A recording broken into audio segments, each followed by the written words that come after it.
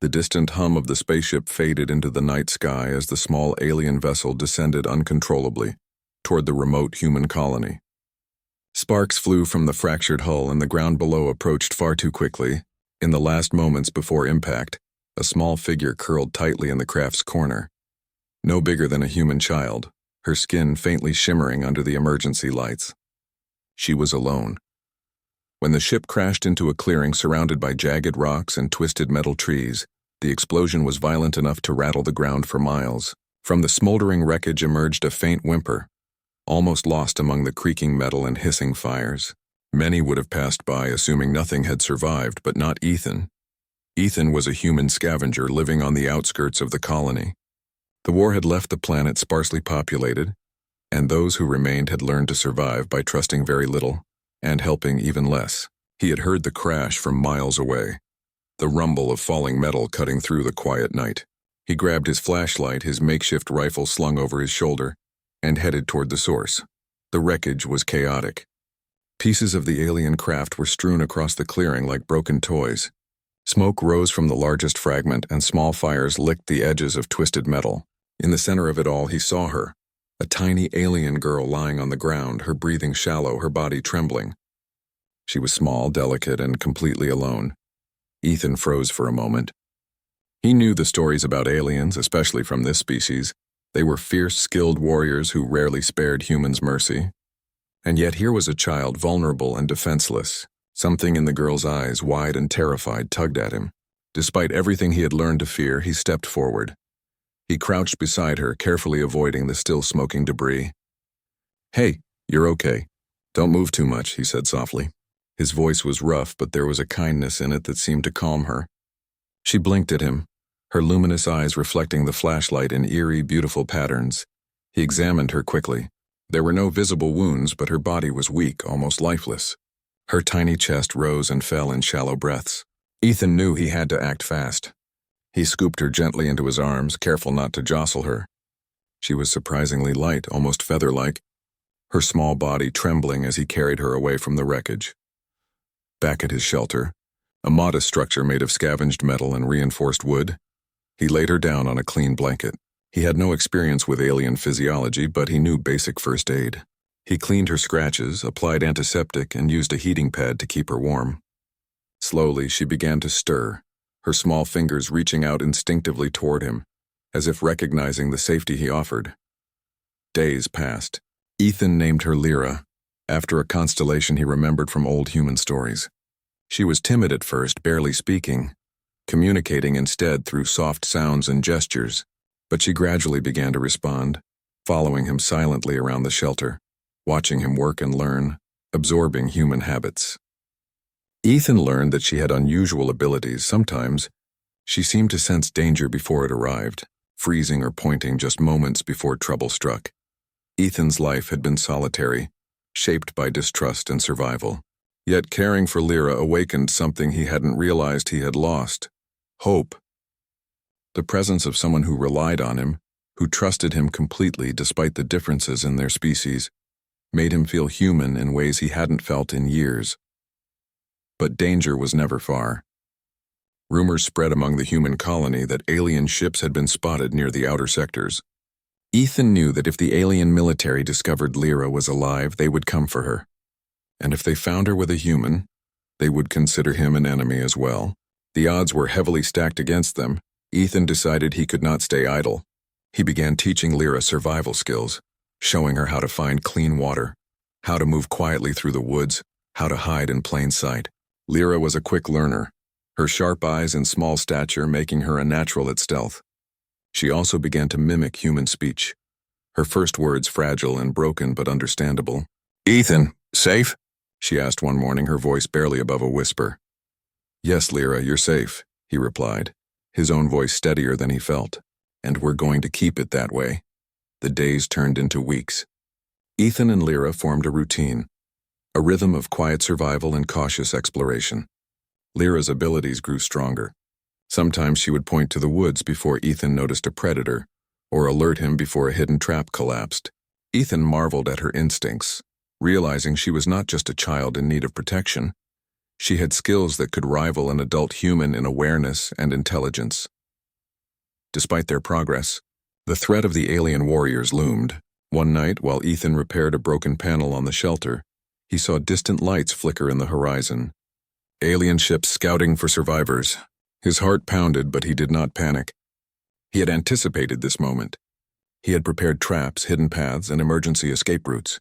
And Lyra, sensing his tension, clutched his arm and gave a faint glow, as if lending him courage. Ethan knew the time for choice had come. He could attempt to hide Lyra within the colony, blending her among humans who might not fully understand her, risking exposure. Or he could take her into the wilderness further from civilization, where he could teach her to survive against impossible odds. Looking at her small, trusting face, he made his decision. He could not leave her to chance, not when her people had abandoned her, and not when others might see her as a weapon. He chose to protect her fully, even if it meant defying both human laws and alien expectations. The night was dark when they set out, moving quietly through hidden paths Ethan had discovered as a child. The air was cool and filled with the scent of damp earth. Lyra's small hand clutched his, her fingers glowing faintly with nervous energy. "Ethan, run?" she asked. "No," he said, shaking his head. "We move carefully. Fast won't help if we make noise. Stick close." The journey was not easy. Twisted roots and rocky terrain slowed their progress, and strange noises echoed through the forest. Ethan's instincts guided them, and Lyra's abilities helped detect danger before it became lethal. At one point, a small predator, unlike anything human, crept toward them, but Lyra's warning allowed Ethan to react in time, sending the creature scuttling away. For the first time, Ethan understood the true bond that could form between species, not one based on fear or conquest, but on trust, protection, and shared survival. He looked down at Lyra, her eyes shining with a strange mix of fear and curiosity. He realized she had become more than a responsibility. She was a companion, a reminder that even in a galaxy filled with war and destruction, life could endure through compassion. As dawn broke, casting golden light through the treetops, Ethan and Lyra reached a hidden grove he had discovered long ago. It was safe, secluded, and shielded from prying eyes. He set up a temporary shelter and for the first time allowed himself to breathe, knowing that he had made the right choice. Lyra, exhausted but alert, curled up beside him. "Ethan, safe," she whispered again. "Yes, Lyra, safe," he replied, and for the first time in years he believed it. But deep in the galaxy, unseen by human eyes, the alien military had detected the girl's unusual energy signature. Their scouts reported back and orders were clear: retrieve the child at all costs. Ethan's journey was only beginning, and the bond he had formed with Lyra would soon be tested by forces neither of them had ever imagined. He did not know if they would succeed, but he knew this: he would not abandon her. Not now, not ever.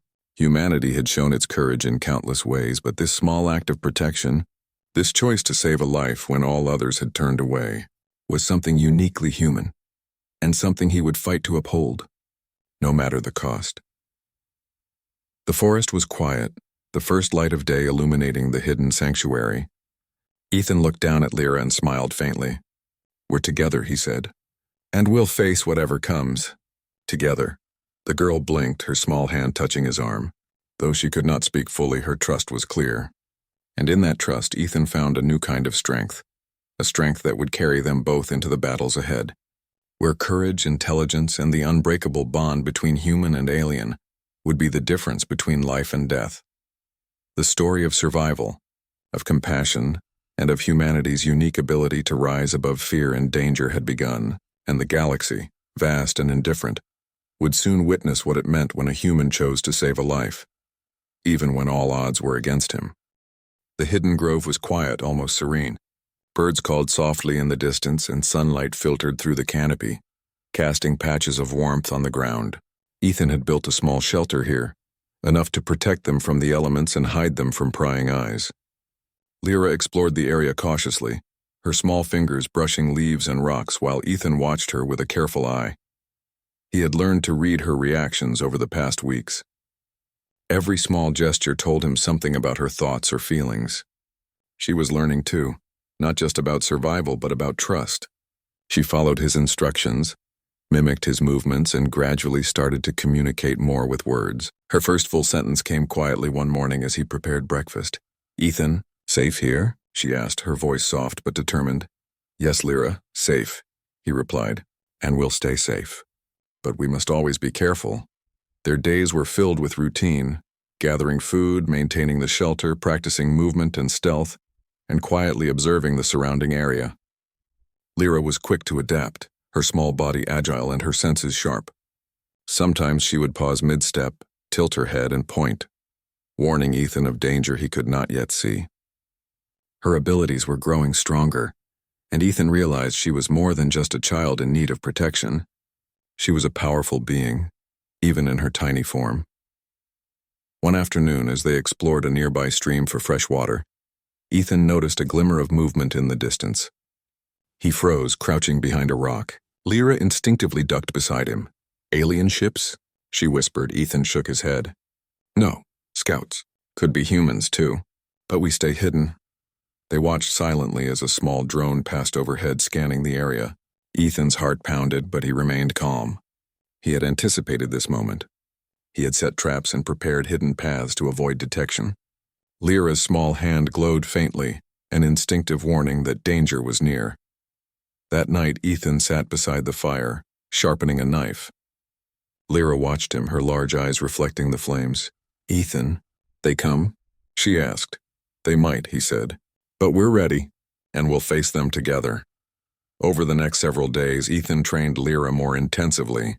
He taught her how to move silently, how to hide in shadows, and how to use her abilities to sense threats. Lyra was eager, her small body moving with surprising agility. She was learning not just to survive but to defend herself and, more importantly, to trust in her own strength as well as Ethan's guidance. One evening, as they returned from foraging, Ethan spotted movement in the trees. He signaled for Lyra to stay quiet. Slowly, he peered through the branches and saw a group of alien soldiers, their armor glinting in the moonlight. They moved with precision, scanning for any signs of life. "They found us," Ethan whispered. Lyra's small hand glowed brighter, almost pulsing with energy.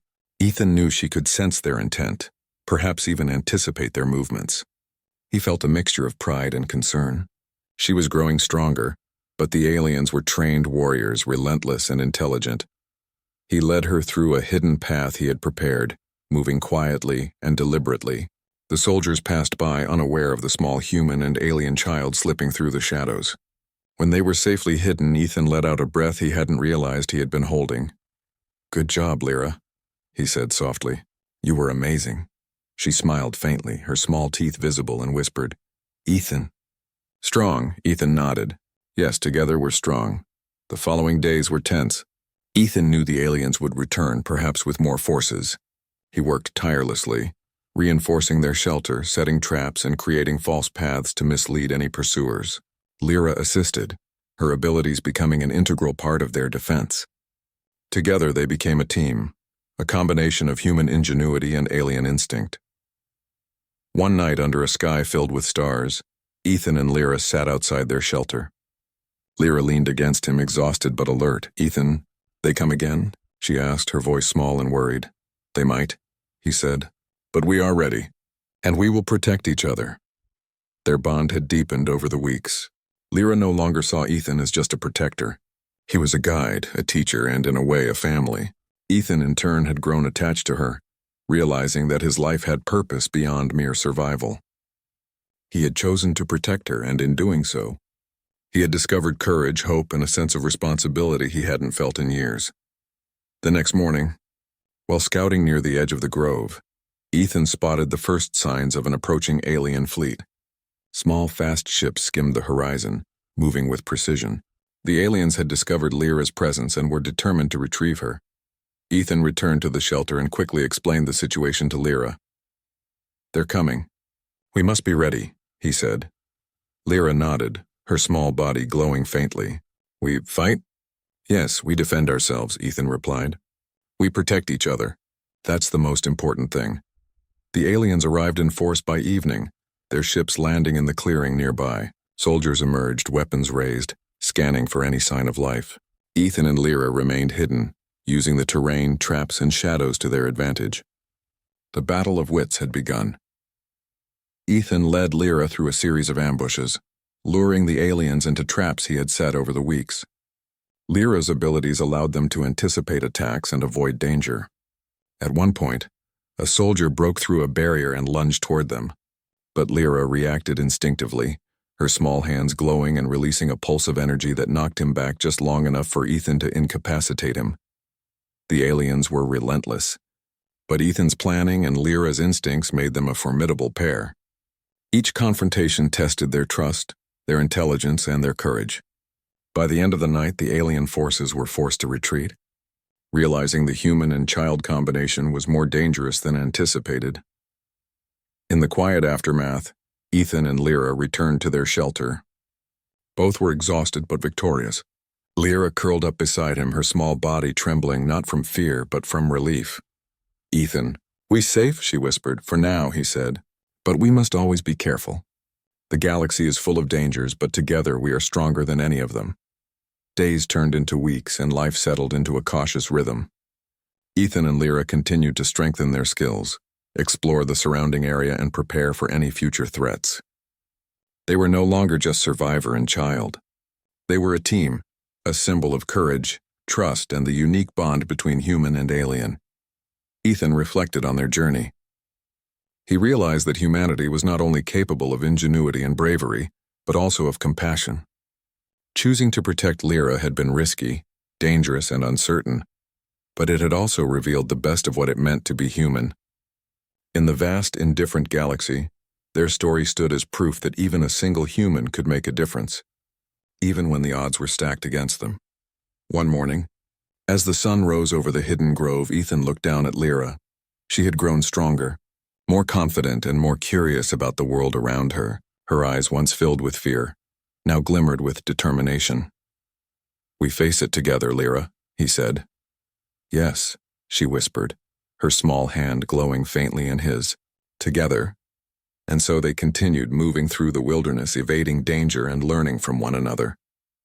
Their bond became unbreakable, a testament to humanity's courage, ingenuity, and heart. The galaxy could be a harsh, dangerous place, but in the quiet moments, in the trust they shared, Ethan and Lyra found hope, safety, and a promise of something better. The alien military might return, the stars might still hold dangers unseen, but for now they were alive, together and unbroken. Humanity's spirit, brave, clever, and compassionate, had once again shown its power.